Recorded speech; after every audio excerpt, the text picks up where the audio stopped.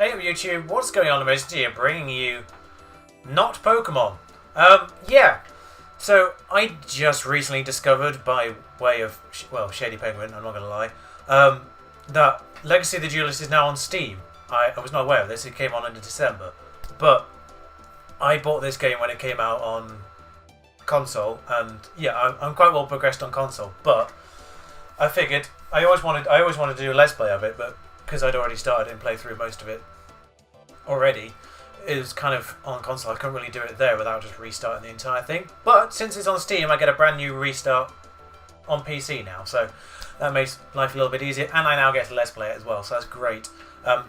Yeah, obviously I played through it already, so I know what to expect. So it's no surprises or anything like that. But maybe you guys haven't seen it. Maybe you guys weren't even aware it was on Steam as well. So if you haven't, do get it. It's like 15 quid. It is. It's good value for what it is, but it's good value for what it is. But it does, like 15 quid does sound like a little bit a lot, but it's good value for what it is, in my opinion anyway. There's add-ons, but you don't need those. Pardon me. Still fighting off a bit of a chest infection, I think. But there we go. I can just get into it. So this is our sort of main menu shenanigans. There is multiplayer on this, which is neat, and deck edit. You do get 32 decks, which is a lot of fun can be had with those. These two things are locked off right now just because we don't have access to any of the card packs just yet. You do need to progress through the game to do that. But there is a tutorial, but from what I remember, the campaign starts essentially with a tutorial round anyway. It kind of tells you what to do for the first match. But yeah, we've got all 5 eras. From what I remember, Arc V is literally just a tutorial to Arc V shenanigans. But these ones are all full campaigns, so go through the entire sort of anime. Because that's what Legacy of the Duelist is. You basically just go and play as the characters in the animes, and you fight in all the major duels. So there we are. There's a Jerry versus what looks like to be Odeon there. Of course, the first one is Yugi versus Jerry from that first episode. I like the fact they called it the Duelist Kingdom, even though this was actually just the duel in the school, as it were, at the very start of the very first episode. So, don't know what's going on there, because technically that would be the one that was Duelist Kingdom. That was the first battle in the Duelist Kingdom right there. Yami versus Weevil. But, there we go. And yes, there's a robot companion for this with a monocle, which is great. Also, INF N8 infinite basically is what he's trying to go for here. Infinite symbol there, of course. But yeah, robot with a monocle, instant win already. Loading Yu-Gi-Oh histories. I'm not really going to do a voice. I don't know if I'm going to do voices for this. If I do voices, I'll end up accidentally doing Yu-Gi-Oh abridged voices rather than Yu-Gi-Oh actual voices. But because I have far more memory of Yu-Gi-Oh abridged than I do the actual normal voices for some reason. But I'll probably accidentally do it every now and then. But the story of Yugimoto begins in Domino High School, where duel monsters. I feel like this guy should have some kind of posh Alfred voice situation because of the monocle. But the hardest card game in the world was all the rage. Yugi was the best duelist around, and his friend Jerry wanted desperately to learn how to duel as well. So our history of Yugimoto starts with Yugi teaching the rules of duel monsters to Jerry as their friends Taya and Tristan watch. Oh, I really want to, but I'm probably not gonna. Hey Jerry! Eartha Jerry! It's your turn! In my head, that's as best as I can get it. Oh, isn't he cute when he's thinking? Hey Tristan! Yugi is teaching me how to play duel monsters. Dueling monsters? Yeah, I started rewatching the anime again. He genuinely says that. Duel monsters, you Nimrod! And here comes female voices, which I'm always terrible at, but they've been at it for hours. Jerry's starting to get the hang of the game, but Yugi's like an expert. Like an expert. Just like someone is, I'm like smart. But, political. Okay, Yugi, it's time to duel. I'm not even attempting. I don't even want to attempt to do Brooklyn accent, because... Wow, what a stirring intro. Infinite. It's infinite. It's infinite. It's not anywhere near infinite, but never mind. Can sure spin a tail. Greetings, Duelist. I am in for mate. Part of the virtual game simulator. I have been programmed to teach you your proper dueling rules and best practices. So let's get started and walk you around through the basics. In this scenario, you'll be taking the role of legendary Yugi Moto, facing off the not quite as legendary. Bit of shade there from in for mate. Jody Wheeler. So basically, yeah, the campaign is you just playing all the classic matches. So I guess if I was to have a question of the day, there's not going to be any sort of layout for this. It would just be my face on the back of the screen. But question of the day basically is, what are your memories of Yu-Gi-Oh? If you haven't actually even played Yu-Gi-Oh and you're just watching this because of me, then please do say so as well, because that'd be quite kind of cool if you were. But yeah, so if you played Yu-Gi-Oh, tell me how far you kind of remembered going to, because I pretty much watched the anime all the way to the end of GX, I think it was. That was kind of when it was kind of when it kind of stopped being shown over here, I think. I don't even remember, or in like an easy access. I think GX was shown on one of the 3 main channels. Oh, well, 5 main channels, I should say. One of the 5 main channels. I think GX, I think they had it on ITV over here in Britain in the mornings, Yu-Gi-Oh, and then GX was on ITV as well. But first let's have to summon a monster. If a monster is summoned into the monster zone, monsters can be summoned in attack position or set to the monster zone in defense position. A monster in attack position is placed vertically and a monster in defense position is placed horizontally and face down. Anyone who's played Yu-Gi-Oh knows these rules, but like I said, if you've never played Yu-Gi-Oh and you're watching this because it's on my channel, then please do let me know, because that'd be kind of cool if you were. But trust me, once you get started on this thing, it does get quite addictive. Let's set a monster. Let's set the dragon dwelling in the cave and set it to the field in defense position. Like so. Let's open the phase menu and select end phase. It says open, it says press backspace, but apparently you can just right click. Which you can. Which would make sense because on console you can press the B button on Xbox and you can get to the phases that way, so I quite like. He summons Blazing Apache. Blazing Apache is actually a card that I had. I remember having Blazing Apache and it was in my deck. Just not because it had any synergy or anything, but just because it was 1850 attack power and there weren't that many cards that much better than it. Congratulations, you survived your first attack. You might have noticed that Jerry attacked you and wound up hurting himself because he's a fool. Let me explain what happened when a monster attacks a defense position monster. The attacker's attack value is compared to the defender's defense value. If the attacking monster has a lower value, the attacking owner takes damage equal to the difference. If the attacking monster has a greater value, the defending monster is destroyed. Next we will play a spell card and a trap card. Pardon me. These cards are played in the spell and trap zone. Green spell cards can be played right away, but most can only be played on your main phase 1 or 2. You can also set it and activate it at a later time. Select your Banner of Courage card. I will. And I will activate the effect. Pink, I mean, yeah, I guess. Pink trap cards can be activated on your turn and during your opponent's turn. They must be set. You must set them face down on the field first. You cannot activate a trap card in the same turn that you set it. But you can activate it any time after the start of your opponent's turn. So let's Call the Haunted, of course, is a card that was very much a sort of overpowered card a little bit, but it was just right because it was a trap card and it kind of stayed on the field, unlike Monster Reborn, which we just used and disappeared. So there was no real drawbacks of Monster Reborn, but there was a drawback in Call the Haunted in the sense that you could target the trap card. And if you destroyed the trap card, the monster attached to it would also be destroyed. Select Dragon Dwelling in the cave on the field. What are we doing? Why are we changing to attack position? Why are we doing this? It's still not powerful enough. Alright, now let's summon Ninkendog in attack position so you have another monster that can attack Jerry. Okay, so Ninkendog is 1800 attack, which is good enough with the Banner of Courage. Because Banner of Courage, as you can see here, all monsters you control gain 200 attack during my battle phase only. So I need to go to battle phase. So I need to attack. As you can see, that's now gone to 2000 attack automatically. And I can now destroy Blazing Apache. And now I get to attack him directly with Dragon Dwelling in the Cave. Which brings him down to 6,200. Yeah, in this we get the full 8,000. Oh yeah, by the way, I am on Duel Links as well. You just search Amazing Chi in the. I think I got the handle of Amazing Chi in the thing. I can't remember my Duel Links ID, but I think you can just search my name. If you want to add me in Duel Links, I at this point of recording. I think I'm stage 12 or 13, something like that. Let's clean his clock. On this turn, we will summon another monster. Up until now, you have used monsters only level 4 and below. Let's summon a monster that is level 5 or 6. You must tribute 1 monster. Sending a monster on your side of the field to the graveyard to summon a higher level monster contributor. Now, it's saying tribute this. Yes, I will. It says, let's choose Ninkendog as your tribute.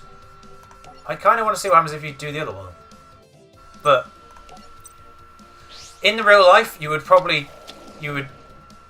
trade that one out. Because it has lower attack in this situation. But because we have Call of Haunted, I think we just bring that back in. So it doesn't really matter on this turn, in this situation. But I would much rather have that one as the one to call back in. Because if it got destroyed or the trap was countered in some way, shape or form, then we would have just lost an 1800 attacker opposed to a 1300 attacker. But Gravity Crush Dragon has an effect that we can trigger. Let's do that now. So Gravity Crush Dragons is you can send one face-up continuous spell card you control to the graveyard, and we can target one opponent monster and destroy it. And as Banner of Courage is continuous spell trap, we can use that as a sacrifice, destroy his face-down card, and we can chain. Not that it's really like a deliberate chain, it just happens to be a set of events that happen in order. We didn't need to do it as a chain, we could have just done it afterwards separately, but... And now we can chain Rush Recklessly's effect. Again, doesn't need to be a chain, but what the hell. In your hand. There are some cards that rely on there being a chain of events happening, and those cards obviously... By doing this as a chain, then you could activate one of those cards maybe, but there's none of those cards in this situation, so we don't necessarily need to do this as a chain, but the game is making us do it this way. Not that it matters. It doesn't really matter, let's just do it on Gravity Crush for maximum damage in case there is a bonus for doing a certain amount of damage to something. Can't really remember that situation. What was his face down thing, by the way? Horn him. Okay. Ah, you fool. And then battle phase, and let's suspect that this is all going to add up perfectly here. That's 4,400. That's 3,100. And I'm very certain Yugi did not have these cards in his deck when he fought him the first time round. But close enough. I think there's certain liberties have been made in order to make these a little bit more competitive. A little bit more competitive. What? A card that powerful totally wipes me out. If I remember, it was literally just a card with 1500 attack in the actual. Was it something like Blackland Dragon or something like that? Can't remember what it was called. Just something like that. It was a dragon card, I think, but it was only 1500. Whoa, you stink at this game, Jerry. Yeah, he says that as well. Quite a lot for some reason. You did fine, Jerry. I just have better cards. My grandpa owns a game shop. I get all my best cards from him. Your own game shop? What are you waiting for? Let's go. I really don't want to attempt to do Brooklyn accent. I feel like I'm doing it. I feel like I'm having a hint of it right now because I can't really hear myself that well. But okay, maybe I can even get my grandpa to show us this super rare card he's got. Little did they know that someone was listening in on their conversation. Someone who was looking for a very rare card to add to his collection.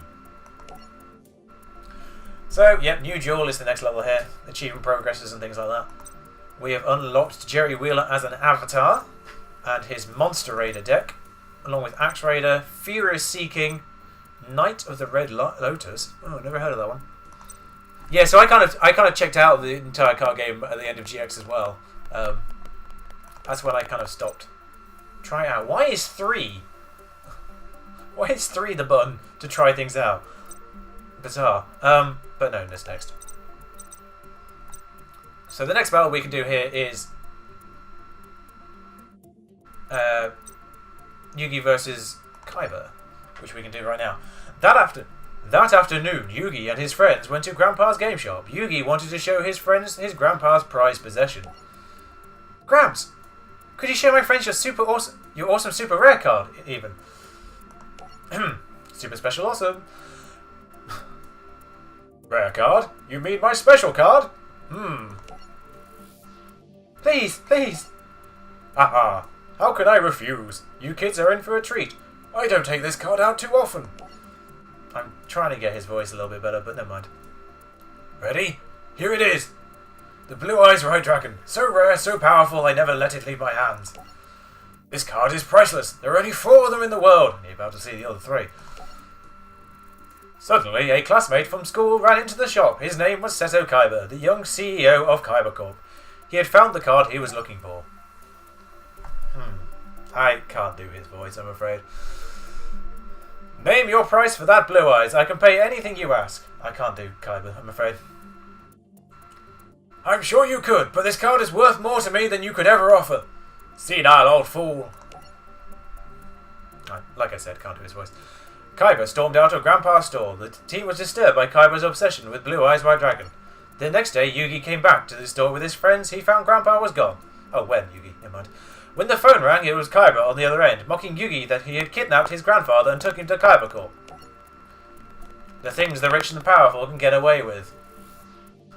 Yugi and his friends rushed to Kaiba Corp and found Grandpa laying on the floor defeated. Grandpa, are you okay? Yugi, I failed. I wanted to teach that boy Kaiba a lesson about the heart of the cards, but I lost. Grandpa! Useful addition there, Yugi. How's the old man feeling, Kaiba, you sleaze! What have you done to him? Yeah.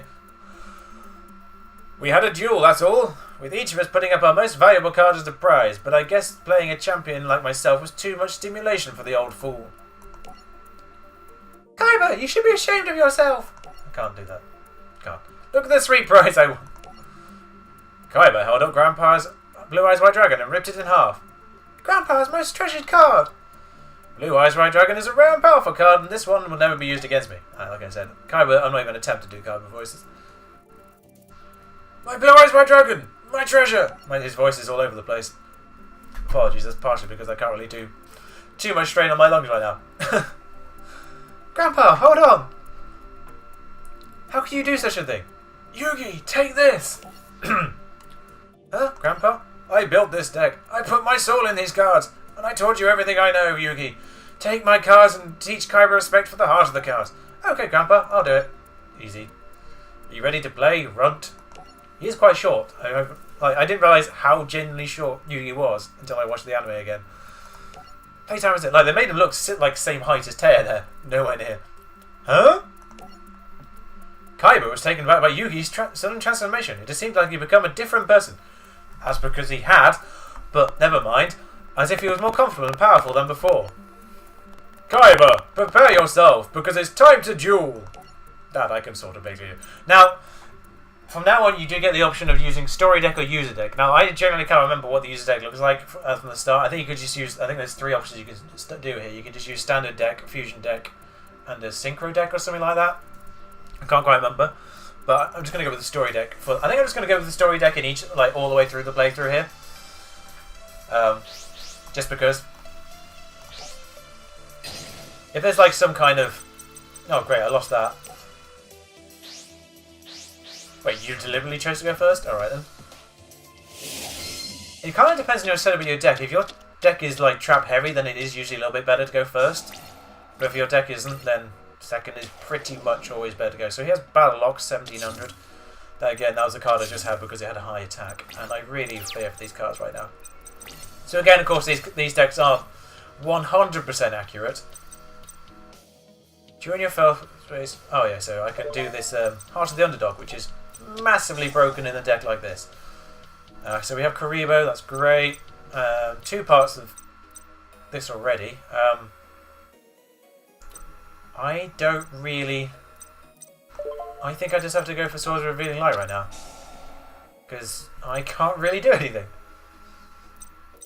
I could put Kariba on the field and start working towards Dark Magician, but other than that, I can't really do anything. Because I don't want to put these on the field. Because I don't know how many copies of these we have in the actual deck. And Exodia is useful. And the fact that we got head of the Exodia already is pretty neat, actually. Just because, that means, because this card allows you to draw another card when you draw a normal monster, and the head is the only one which isn't a normal monster out of Exodia. So, if we can draw like the other 4 pieces in the next turn, then we win automatically. 3 pieces. But just in case that doesn't happen, I might start trying to work towards Dark Magician. We do have Swords of Revealing Light, so I'm not taking any damage from the next 3 turns anyway, unless he manages to destroy that. But I also don't want to let him get set up with like blue eyes and things. Okay, well, I guess we do that.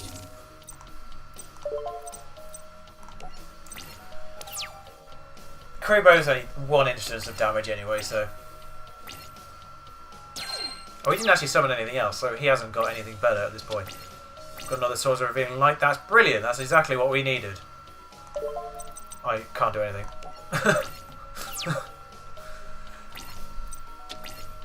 See? And great, he's found a monster he can summon over it. Rude Kaiser, which was only 100 more points more powerful. So, never mind. Yeah. Okay, so we've got Sangan now, which isn't, again, any more use. But when that goes to the graveyard, I can grab another piece of Exodia. And it does not require to be done by battle either, so that's handy. Gift of the Mystical Elf. Okay, so that's one of his trump cards. That's more points for him. One thing I have noticed from it, I had forgotten how bad the anime was. The anime is still quite kind of cool, but I've forgotten how I've forgotten how loose the rules of Yu-Gi-Oh were. Yes, that's another part of Exodia. That's what we need. I forgot how loose the rules were in original Yu-Gi-Oh. Yep. In fact, I only need 1 more piece of Exodia right now because I can tribute Dark Magician over Sangan. Hang on. Keep going. Keep going until we get another part. So we got 1 arm, 1 leg. Ah, we got Polygrade. Okay. Which is fine. If I get any part of Exodia in this... Ah, never mind. But, at the same time, I can... No. How do I get back out of that? So I can get another piece via Dark Magician, which I can summon here.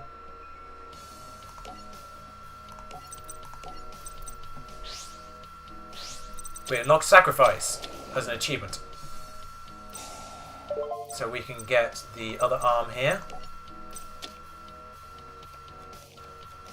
We're going to have to throw away 9 monsters here, but that goes from the field to the graveyard, so you can't do it from my hand. Okay, that's not great. Another Sword of Revealing Light would be useful at this point. Find out what that monster is. Just a grappler, okay. Just in case he has Mirror Force there. I don't know what his deck is like. That's Negate Attack, okay. That's not a problem. And now we need to carefully throw away monsters that are not Exodia. I like how the big defense monster still has more attack than these ones. Get rid of the beaver. Okay, so I still need to get rid of one of these. So we still have 4 parts of Exodia right now, so we can win by that pretty much. And now he's just summoning Blue Eye straight off. Excellent. Damn that Ancient Rules card. Yes. I still only need 1 more piece. Oh, well. That will shut down... Spellbinding Circle, I forgot about that card, but that will shut down the Blue Eyes anyway, at the very least. I can start... Oh no, hang on. I need to stay on main phase. I need to put you in defense position there. Oh, I could bait him into attacking it, then I automatically win, I just realised. Let's get rid of Rude Kaiser. Oh, you got another negate attack. Of course you have. As long as I've got Swords of Revealing Light on my side of the field, no, I've got no issues here. No. Oh, it's going to ask me that every time now, I just realised. Oh, God. I'll only do it when he attacks, because I don't know what's going to happen here. That's the annoying thing, I forgot to change that setting. There's a way, you can change to a setting where if you hold down a button, then... No. Literally, it will literally ask you every single time. There is an option apparently that makes it a little bit smarter in doing that. This is the only downside of this.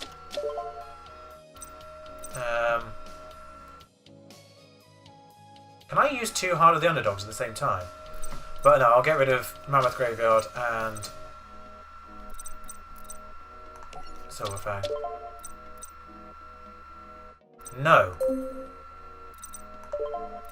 So if I activate that, can I do it twice now? No. Shut up! No! Bad face. He would literally ask me every time. I'm going to keep trying to get rid of that Rude Kaiser. If he's got a third negate attack, I'm going to be really annoyed right now. Shadow Spell, what does that do? It loses 1700 attack. Oh, so it's like Spell Binding Circle, but worse. I mean, better. But worse for me, I mean. I can't really remember certain things. Yep, okay, great. It will literally ask me this all the time now, there's no way of stopping it.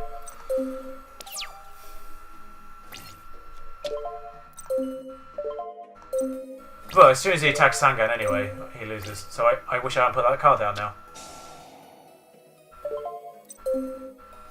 So you use for D-Spell, then targets the one card that's face down. You're doing better off targeting Swords of Revealing Light at that point. Like I said, it will literally ask me every single time now.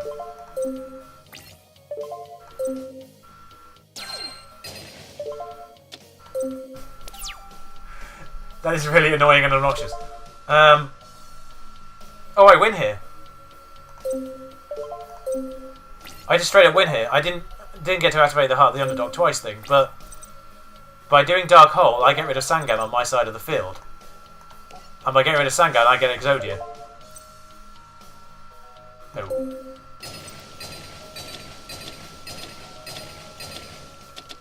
And because Sangan's gone lost in the field, I get to pick up the other leg. And I win. There we are. And I get an achievement for using Exodia as well. So, that was pretty cool.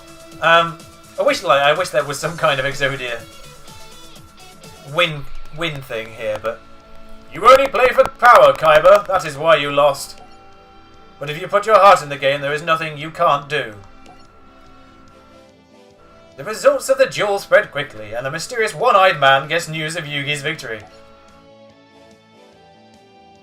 Yeah, he doesn't say that in the doesn't say this in the anime, but never mind. And this is where I'm afraid Yugo Bridge does take over 100%. It seems Kaiba Boy has been defeated in a duel. I must learn more about this Yugimoto. So next one, the Ultimate Great Moth is the next thing, and you can do... One thing I like about this is you can do a reverse duel on every single match. So that means you can essentially play as the person who lost in that duel. You always play as the winner of the duel, basically. So you can play as the winner, loser, and do the reverse version, so it's some kind of alternate universe situation. So we get Seto Kaiba's legendary Blue Eyes deck, and we get the first booster pack here as well, which is Grandpa Muto. I don't know what decks cards are in this booster pack, but there are, I believe, I can't remember how many cards are in each deck, each thing now. I'll check afterwards. Signature card, another 795, so you divide it by 3 or whatever, like total, including duplicates. Large in, we get off that Battle Logs. That's some good at actually attacking cards there, and 1090 points. Next. So the next one is Weevil, and you see there's an exclamation point here on this side. That means you can do it the other way around. But if I just quickly pop back, you will see that the car shop is now open, and there's 265 cards in each thing. So you can multiply it by 3, you get 795. Because that's the money. Now, this is not like Duel Links in the card shop. Quite annoyingly, you do get duplicates which you don't need. Like on Duel Links, you do get more than you need. Like some of the basic cards have like ×8 on them, and of course, if you keep resetting the decks, you can get more than 3 of the other cards as well. But any duplicates you can then burn back into the system, which is a little bit useful in that situation. You can just burn them back in and get things out of it. In this, you can't get rid of like any extra duplicates. You just get to 3 cards, and it doesn't actually give you any more than that.